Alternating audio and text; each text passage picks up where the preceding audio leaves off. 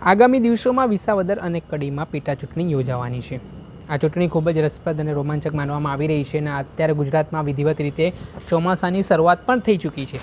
ત્યારે અનેક પ્રકારના સવાલો છે તે હરીફ પક્ષના ઉમેદવારો ઉઠાવી રહ્યા છે।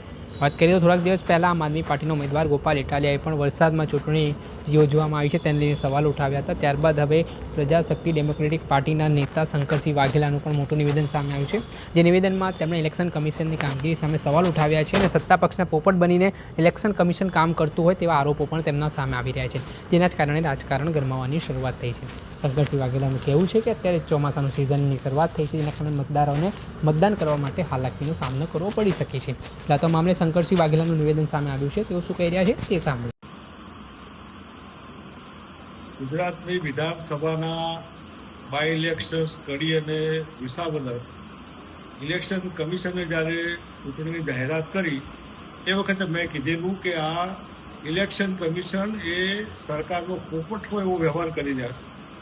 આજ દિન સુધીમાં ભૂતકાળમાં ક્યારે પશ્ચિમ ભારતમાં 10મી જૂન પછી વરસાદના હિસાબે ઇલેક્શન થઈ શકે નહીં। જમ્મુ કાશ્મીર હોય તો ડિસેમ્બર જાન્યુઆરીમાં ઇલેક્શન ન થાય, આ સિસ્ટમ છે એ પ્રમાણે। કેમ કેરલા હોય તો વહેલો વરસાદ આવે તો અત્યારે ત્યાં ઇલેક્શન ન થાય, તો આ બાય ઇલેક્શન આપીને ઇલેક્શન કમિશને પોતાની પરંપરાનો ભંગ કર્યો છે। અત્યારે ગુજરાતમાં વિસાવદરમાં ધોધમાર વરસાદ છે, અત્યારે હું કડીમાં છું, ધોધમાર વરસાદ છે। આગાહી પ્રમાણે 19 તારીખ સુધીમાં બંને ઠેકાણે પૂરો વરસાદ પડવાનો છે। એવા ઠેકાણે ઇલેક્શન કમિશન શું જવાબ આપશે? લોકોને કોટ છત્રી આપશે, રેઇનકોટ આપશે, બધાને પ્રેરણા આપશે, લાવો ગાડીઓ તમને મોકલી આપી મત આપવા જાઓ? એટલે ઇલેક્શન કમિશને આ વિચાર કરવો જોઈએ।